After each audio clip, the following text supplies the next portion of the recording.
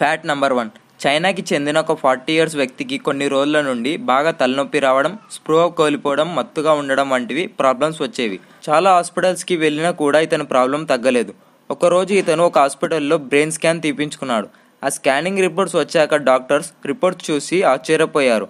ఎందుకంటే అతని బ్రెయిన్లో కొన్ని వందల పురుగులు ఉన్నాయి. ఈ పురుగులను టేప్ వామ్స్ అంటారు.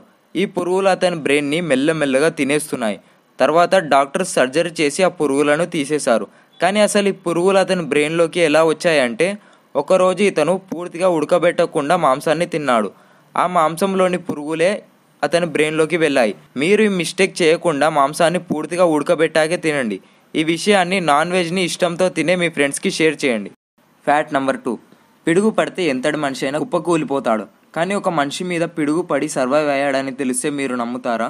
మ్యాక్సిమం ఇలా మూవీస్లోనే జరుగుతుంది. లైక్ పిడుగు పడంగానే వాళ్ళకు సూపర్ పవర్స్ రావడం, ఇలాంటి మూవీస్లో చూస్తుంటాం. కానీ రియల్ లైఫ్లో అది 1984లో ఎడ్విన్ రాబిన్సన్ అనే వ్యక్తికి ఈ ఇన్సిడెంట్ జరిగింది. అతను ఎవరిని చూడలేడు, ఇంకా వినలేడు. ఒకరోజు అతను తన ఇంటి ముందు తిరుగుతూ ఒక చెట్టు కింద కూర్చున్నాడు.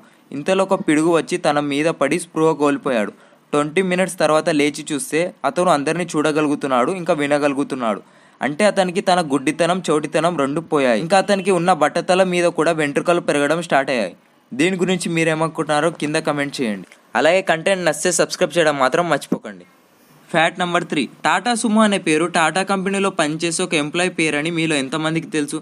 అసలు ఈ టాటా సుమో అనే పేరు ఎలా వచ్చిందంటే, టాటా సీనియర్ ఎగ్జిక్యూటివ్స్ అందరూ ఒకటేసారి లంచ్ చేసేవాళ్ళు. వాళ్ళు లంచ్ చేసినప్పుడల్లా ఒక మెంబర్ మిస్ అయ్యేవాడు. అతని పేరు సుమంత్ ముల్గోకర్.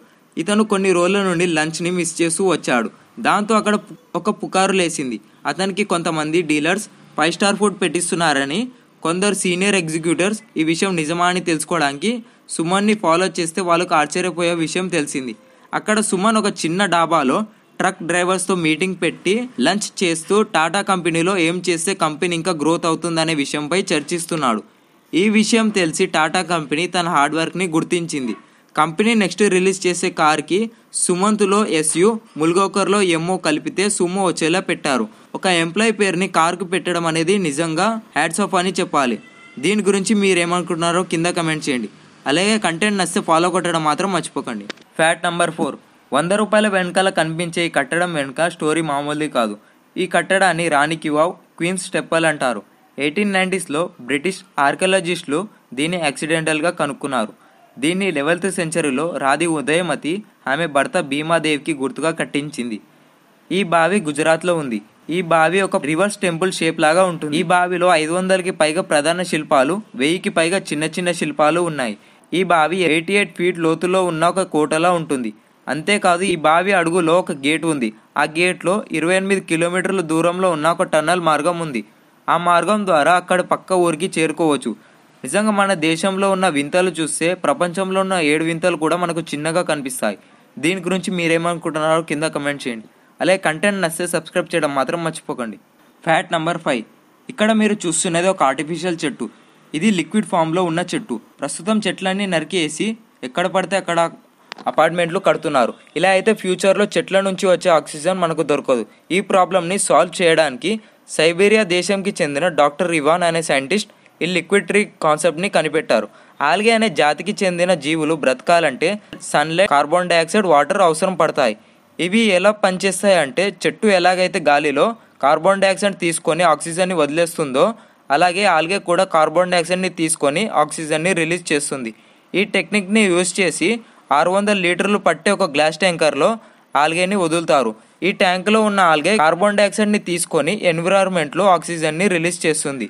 20 సంవత్సరాలు ఉన్న చెట్టు ఎంత అయితే ఆక్సిజన్ని ప్రొడ్యూస్ చేస్తుందో ఈ ట్యాంక్ అంత ప్రొడ్యూస్ చేస్తుంది. ట్యాంక్పై ఉన్న సోలార్ ప్యానెల్తో దీనికి పవర్ వస్తుంది. ఈ ట్యాంక్ని ఒక బెంచ్ లాగా కూడా యూజ్ చేసుకోవచ్చు. ఇంకా మొబైల్ ఛార్జింగ్ కూడా పెట్టుకోవచ్చు. ఈ ట్యాంక్ని మనం ఎక్కడైతే చెట్లు తక్కువ ఉన్నాయో అక్కడ పెట్టి ఆక్సిజన్ని ఎన్విరాన్మెంట్లోకి పంపించవచ్చు. ప్రజెంట్ ఇది సైబీరియా దేశంలోనే ఉంది. వరల్డ్ మొత్తం ఈ ట్యాంక్ రావడానికి టైం పడుతుంది.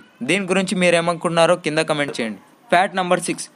మనం వరల్డ్లో రిచెస్ట్ పర్సన్స్ గురించి వినే ఉంటాం. కానీ వరల్డ్లో రిచెస్ట్ డాగ్ గురించి మీరు ఎప్పుడైనా విన్నారా?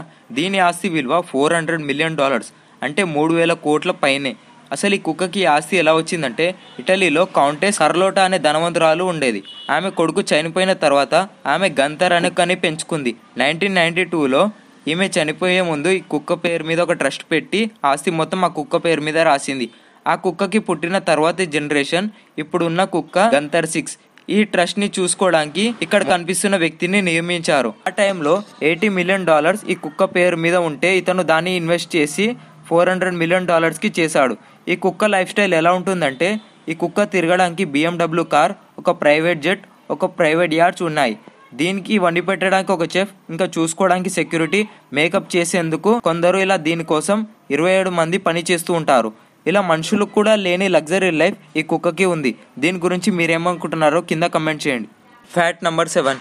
ఇక్కడ కనిపిస్తున్న మెట్ల నుంచి మ్యూజిక్ వస్తుందని మీలో ఎంతమందికి తెలుసు? తమిళనాడులో దారాసురంలో 800 సంవత్సరాల పురాతనమైన శివుడి గుడి ఉంది. ఆ కాలంలోనే అక్కడ శాస్త్రీయ సంగీతం శబ్దం వచ్చేలా ఈ మెట్లను నిర్మించారు. ఈ మెట్లు సరిగమపదని అనే 7 రకాల సంగీత శబ్దాలు చేస్తాయి. అక్కడ 10 మెట్లు ఉంటే 7 మెట్లు శాస్త్రీయ సంగీత శబ్దాలను చేస్తాయి. మరి మిగతా 3 మెట్లు ఓం అనే శబ్దాన్ని చేస్తాయి. కానీ ఇప్పుడు ఈ మెట్లు డేంజర్లో ఉన్నాయి. ఇంతటి టెక్నాలజీ ఉన్న మెట్లను చాలా మంది నాశనం చేయడానికి ప్రయత్నించారు. ఇంకా కొంతమంది జనాలు కూడా తెలిసి తెలియక మెట్ల మీద మ్యూజిక్ వస్తుందో లేదా అని వాటి మీద రాళ్ళు విసురుతున్నారు. ఇప్పుడు ఈ మెట్లను కాపాడేందుకు మెట్ల మీద ఒక పంజరం ఉంచి కాపాడుతున్నారు. ఎందుకంటే మన పూర్వీకులు మనకి అందించిన జ్ఞానాన్ని కాపాడడం అది మన బాధ్యత. దీని గురించి మీరు ఏమనుకుంటున్నారో కింద కమెంట్ చేయండి. అలాగే కంటెంట్ నచ్చితే ఫాలో కొట్టడం మాత్రం మర్చిపోకండి.